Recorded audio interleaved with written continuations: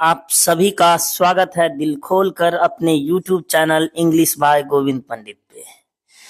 मैं गोविंद पंडित आप सभी का स्वागत करता हूं, दिल खोल कर स्वागत करता हूं अपनी आज की session how free is the press में।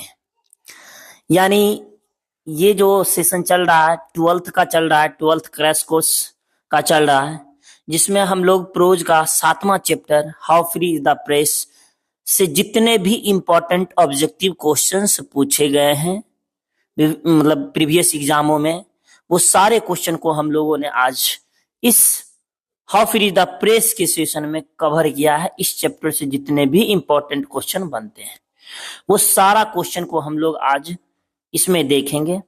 और यही आपका how free the press chapter है, जिसकी राइटर डॉर्थी एल सैयर्स जी हैं, जो यही हैं डॉर्थी ले सैयर्स। इनका अगर पूरा नाम की बात करें तो डॉर्थी ले सैयर्स। ओके, तो चलिए फिर से एक बार और अपनी क्लास को स्टार्ट करने से पहले इंग्लिश बाय गोविंद पंडित पे आपका फिर से दिल खोल कर स्वागत है। ये जो देख रहे हैं Headway Institute a way to success, इसका मोटिव ही है ए वे टू सक्सेस। लगातार हम लोग सफलता की ओर बढ़ते जाएंगे। तो चलिए हम लोग स्टार्ट करते हैं। How free is the press, सबसे पहला क्वेश्चन यहीं से बन रहा है भाई कि how free is the press is written by dash. सबसे पहला अगर क्वेश्चन अगर बन रहा है तो यहां से ये क्वेश्चन आ जाएगा कि how free is the press is written by dash. तो क्वेश्चन का आंसर क्या हो जाएगा? ऑप्शन में आपका मौजूद रहेगा महात्मा गांधी, डॉर्थी एल सैयर्स या फिर कोई और। तो वहां पे आपको याद रहेगा, तभी आप मार पाइएगा, क्वेश्चन को ऑब्जेक्टिव टिक कर पाइएगा सही। तो जैसे how free is the press है, इसका क्या हो जाएगा? डॉर्थी एल सैयर्स, मतलब डॉर्थी लेह सैयर्स। ओके, चलिए दूसरी की बात करते हैं। पहला क्वेश्चन ये था, और ऑब्जेक्टिव का सबसे पहला क्वेश्चन आया है when we speak of the freedom, जब हम स्वतंत्रता की बात करते हैं, we usually mean freedom in, तो आमतौर पे स्वतंत्रता का अर्थ डैश होता है। आमतौर पे स्वतंत्रता का अर्थ क्या होता है? तो ऑप्शन यानी आपके सामने है ब्रॉड मतलब क्या होता है भाई? विदेशी। लीगल मतलब क्या होता है? लेगल मतलब क्या होता है? बढ़िया। टेक्निकल मतलब तकनीकी, और सोशल मतलब सामाजिक।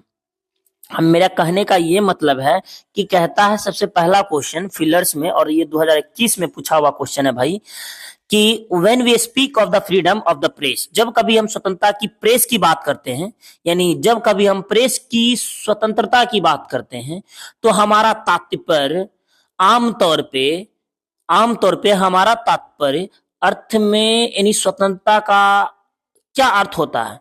ब्रॉड मतलब विदेशी, लेगल या टेक्निकल या सोशल। तो भाई आपका हो जाएगा option number C, technical sense, in a technical sense. Okay, चलिए दूसरा क्वेश्चन कहता है advertisers contribute to the dash of the newspaper. कहता है advertisers contribute to the dash of the newspapers. कहता है विज्ञापन दाता, एडवर्टीजर्स मतलब होता है जो विज्ञापन करता हो, विज्ञापन दाता contribute to the dash of the newspaper, मतलब विज्ञापन दाता समाचार पत्र में डैश योगदान देते हैं, मतलब कि विज्ञापन दाता जो है समाचार पत्र में योगदान देते हैं डैश का, डैश न्यूज़पेपर का। तो भाई मटेरियल मतलब आप समझ रहे हैं सामग्री, न्यूज मतलब क्या होता है? समाचार, रेवेन्यू मतलब होता है राजस्व जिससे पैसा वैसा आता हो, और गॉसिप मतलब होता है गपशप। कहता है advertisers contribute to the dash of the newspaper, जो विज्ञापन दाता होता है, जैसे कि मान लीजिए आप लोग किसी चीज को एडवर्टीज करवाना चाहते हैं, एडवर्टीजमेंट करवाना चाहते हैं किसी न्यूज़पेपर चैनल के द्वारा या किसी चैनल के द्वारा, तो आप लोगों को क्या करना पड़ता है? उसके बदले में कुछ कॉस्ट देनी पड़ती है, कुछ पैसा देना पड़ता है, कुछ रेवेन्यू देनी पड़ती है। तो इसका ऑप्शन नंबर क्या हो जाएगा भाई? सी। ऑप्शन नंबर क्या हो जाएगा? सी। तो चलिए अगला क्वेश्चन, ये क्वेश्चन जो है 2022 में पूछा हुआ है। ओके, अगला देखिए तीसरा क्वेश्चन कहता है every dash lives in a perpetual precarious balance. कहता है कि हर एक यानी प्रत्येक dash lives in a perpetual precarious balance. कहता है प्रत्येक डैश एक सतत अनिश्चित संतुलन में रहता है।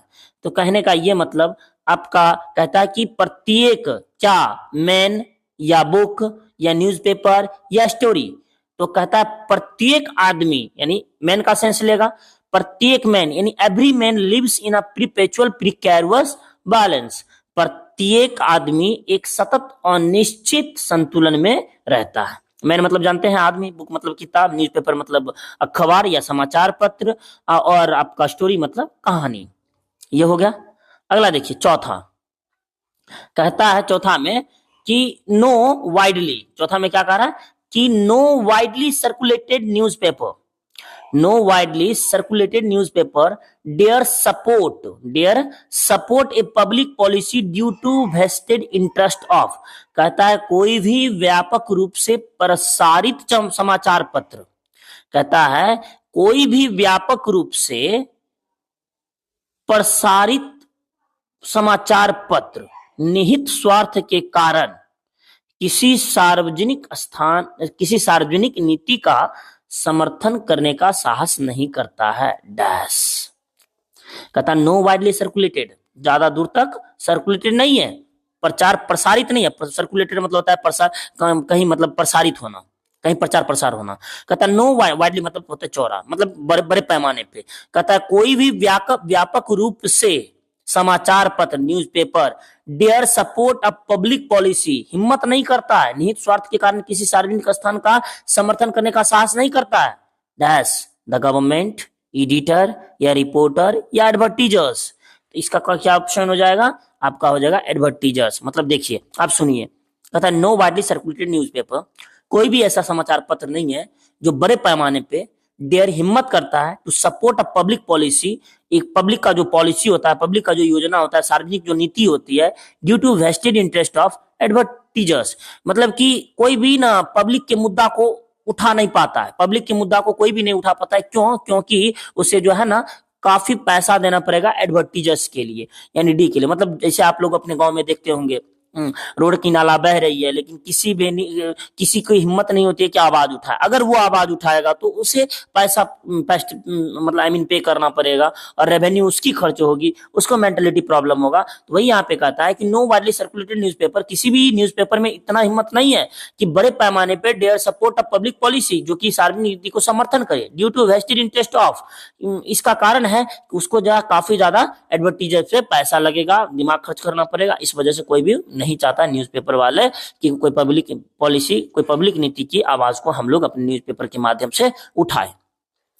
आई थिंक ऑप्शन नंबर क्या हो जाएगा आपका, डी। अगला देखिए पांचवा, कहता है the editorial policy of A daily paper is controlled by dash chief factors, कहता है किसी दैनिक समाचार पत्र की संपादकीय नीति, the editorial policy of A daily paper, मतलब दैनिक समाचार पत्र की संपादकीय नीति डैश चीफ फैक्टर्स, कितने मुख्य कारकों द्वारा नियंत्रित होती है। मतलब ये कि the editorial policy of A daily newspaper, कहता है किसी कोई दैनिक समाचार पत्र है और वो डेली को मतलब ये करता है, और उसका संपादकीय नीति जो है कितने फैक्टर के द्वारा नियंत्रित किए जाते हैं। तो सर इसका ऑप्शन हो जाएगा आपका, यानी 5 का डी, 5 फैक्टर के द्वारा इस पे क्या किया जाता है, नियंत्रण किया जाता है।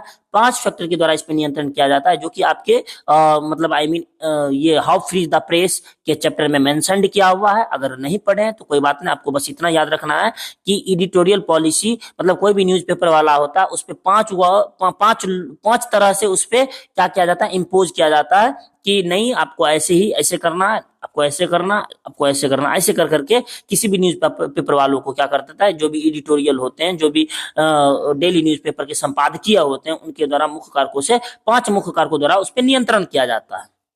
यानी ऑप्शन नंबर डी हो जाएगा आपका 5। याद रखिएगा 2024 में पूछा हुआ क्वेश्चन है, पिछले साल ही क्वेश्चन पूछा हुआ है। ओके, अगला देखिए, कहता है Dorothy L Sayers says that press is free, FREE होना चाहिए, सॉरी। कहता है Dorothy L Sayers says that press is free, कहता है डॉर्थी एल सेयर्स कहती हैं कि प्रेस जो है, डॉर्थी एल सेयर्स का कहना है कि प्रेस स्वतंत्र है। कहां?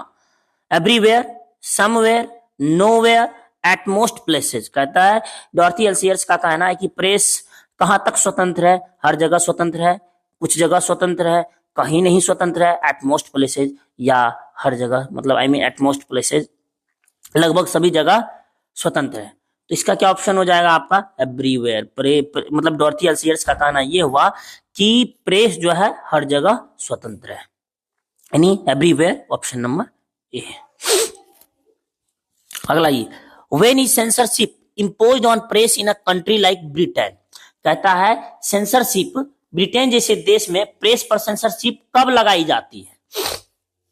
When is censorship imposed by on press in a country like Britain, कहता है ब्रिटेन जैसे देश पर सेंसरशिप कब लगाई जाती है?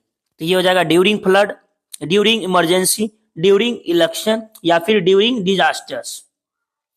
कब लगाई जाती है ब्रिटेन जैसे देश पे सेंसरशिप? सेंसरशिप मतलब होता है क्या कि कोई चीज को रुकावट करना। ये कब लगाई जाती है?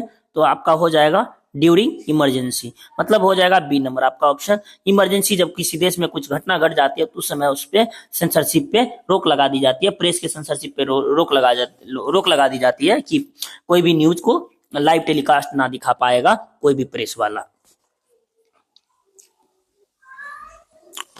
अब देखिए आठवां नंबर क्वेश्चन, कहता है dash are careful not to antagonise the press. कहता है यहाँ पे 8वां नंबर क्वेश्चन में कि प्रेस को नाराज ना करने की प्रति सावधान रहे। प्रेस को नाराज ना करने की प्रति कौन से ऐसे लोग हैं जो सावधान रहता है? ट्रेडर्स, टीचर्स, पॉलिटिशियंस, या फिर डॉक्टर्स। आपका हो जाएगा सी पॉलिटिशियंस। कहता है पॉलिटिशियंस आर केयरफुल, पॉलिटिशियन को ध्यान रखना चाहिए कि not to antagonise the press, कि प्रेस पे जो है ना, प्रेस पे कोई अपना राजनीति मुद्दा ना थोपा जाए, ताकि उसको ये ना कर, जो दूध का दूध रहेगा पानी का पानी रहेगा। अगर आप उस पे कोई किसी भी पॉलिटिशियंस का प्रेस पे मतलब दबाव नहीं रहेगा, इम्पोज नहीं रहेगा, तो वो फ्री होके काम करेगा। इसलिए पॉलिटिशियन को ध्यान रखना चाहिए कि careful not to antagonise the press. Okay, यानी आपका हो जाएगा भाई सी नंबर ऑप्शन, पॉलिटिशियंस। देखिए नंबर क्वेश्चन कहता है यहाँ पे free people must see to it when peace comes dash is restored. कहता है स्वतंत्र लोगों को यह सुनिश्चित करना होगा कि जब शांति आए तो, मतलब जब शांति आए तो क्या बहाल होनी चाहिए? Free people must see to it what that when peace comes dash is restored, मतलब कि आजाद लोगों को अवश्य ही ये देखना चाहिए कि when peace comes, जब शांति आ जाए तो फिर dash is restored, पुनः क्या बहाल कर दिया जाना चाहिए? सैनिटी, या फिर रिलेशनशिप, या फुल फ्रीडम, या प्रेस। तो ऑप्शन नंबर आपका हो जाएगा 9 का सी, यानी फुल फ्रीडम ओपन कर दी जानी चाहिए। जब वैसा मतलब जब लगे कि अब शांति कायम हो गई किसी देश में, मान लीजिए वार हो गया हो, और उस समय लगे, उस समय तो आप मतलब फ्री को प्रेस नहीं कर सकते हैं, फुल फ्रीडम नहीं दे सकते हैं, लेकिन जब लगे शांति बहाल हो गई है तो अब फ्री प्रेस को अब मतलब पीपुल को अवश्य must see to it that when peace comes that's restored, मतलब फुल फ्रीडम इज रिस्टोर्ड, पूरी आजादी दे दी जानी चाहिए, लोग कहीं भी आ जा सकता है। जैसे आप लोग जानते होंगे कि कश्मीर वगैरह में क्या होता है कि हंगामा वगैरह होता है, वहां पे देखा जाता है कि वहां के लोगों को क्या कर दिया जाता है कि एक सूचना जारी कर दिया जाता है कि कोई भी घर से ना निकले, लेकिन वही जब शांति बहाल हो जाती है तो फिर सबको फुल आजादी दे दी जाती है कि आप कहीं भी आ जा सकते हैं, कोई दिक्कत नहीं है। अगला देखिए 10वां number question, the state is the dash master of the people, servant of the people, exploiter of the people, promoter of the people. 10 का क्या हो जाएगा भाई? आपका सर्वेंट ऑफ द पीपुल, यानी स्टेट जो है वो राज्य मतलब राज्य जो है लोगों का क्या है? नौकर है। ऐसा बात लिखी गई है हफरी द प्रेस में। चलिए 2023 में पूछा हुआ क्वेश्चन है। 11 number question, decent journalists and responsible editors are not please with present affairs. कहता है डिसेंट जर्नलिस्ट, जो जर्नलिस्ट होते हैं, जो डिसेंट जर्नलिस्ट होते हैं, वो क्या होते हैं कि सब पत्रकार, जिसको हम लोग कहते हैं डिसेंट जर्नलिस्ट, मतलब होता है सब पत्रकार, और जिम्मेदार संपादक वर्तमान मामलों से खुश नहीं है। हाँ, ऐसा कौन सा है?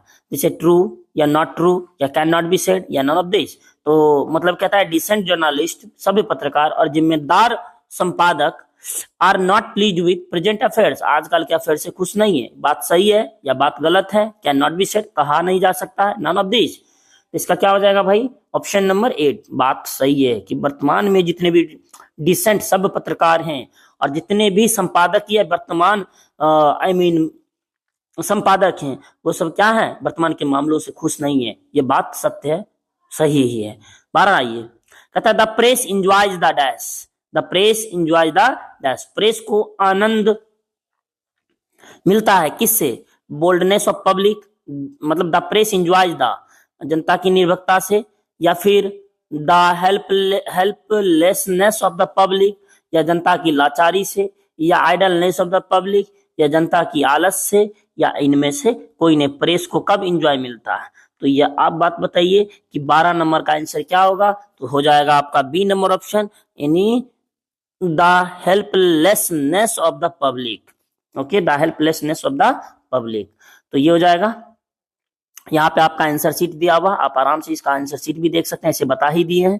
आंसर शीट भी आप यहाँ से देख सकते हैं। इसका पीडीएफ, अगर पीपीटी या पीडीएफ डाउनलोड करना चाहते हैं तो फिर मेरी Telegram channel English by Govind Pandit पे है, वहां पे जाइए, आप वहां से डाउनलोड कर लीजिए और अच्छे से पढ़ाई को बहुत अच्छा सुलभ बनाइए, ताकि आप 12th में अच्छे से अच्छे नंबर गेन कर सके। ये कुछ है, expect nothing and you will never be disappointed, कहता है कि आज की कोटेशन है कि कुछ भी चीज एक्सेप्ट ना कीजिए, except nothing, expect nothing, sorry for that, expect nothing and you will never be disappointed। कुछ भी चीज जो है उसको एक्सपेक्ट नहीं कीजिए। एक्सपेक्टेशन जो होती है, उम्मीद, वो खराबी होती है। उम्मीद किसी से कुछ भी चीज ना कीजिए और कभी भी आप डिसअपॉइंटेड नहीं होइएगा। तो चलिए आज की क्लास यहीं तक रखते हैं, मिलते कल, तब तक smart good night, thank you so much. और 12th में जितने भी स्टूडेंट है, बस ये एक ही शब्द कहना चाहेंगे, आप लोग अच्छे से पढ़ाई कीजिए, क्योंकि 12th का एग्जाम नियरेस्ट है, पढ़ना आपको पड़ेगा, और आप अच्छे से पढ़ाई करते हैं तो आपको मोर एंड मोर मार्क्स मिलेगी, और यही मतलब नंबर जो है एक दिन आपका आगे फ्यूचर में बहुत बड़ा मतलब अहम रोल अदा करेगा। इसलिए अच्छे से पढ़ाई कीजिए, ठीक, हो सके तो मन से, अभी 10 से 12 घंटा प्रतिदिन पढ़ाई कीजिए, मन से 10 से 12 घंटा मिनिमम। और बात रही इंग्लिश की, इंग्लिश में जितने भी चैप्टर वाइज में क्वेश्चन दे रहे हैं हम लोग, जितने भी आप लोगों को प्रोवाइड करवा रहे हैं वीडियो के माध्यम से, यूट्यूब चैनल के माध्यम से, वो सारा क्वेश्चन भी है, इंपॉर्टेंट है, एक भी क्वेश्चन नहीं छूटेगा, दिस इज माय प्रॉमिस। इसलिए हर एक चैप्टर को अच्छे से, हर एक क्वेश्चन को अच्छे से आप दिमाग में रखिए, ताकि आपको दिक्कत ना हो। Thank you to all and smart night, bye, see you, take care, love you all, मिलते कल, तब तक के लिए बाय, थैंक यू मेरे दोस्त।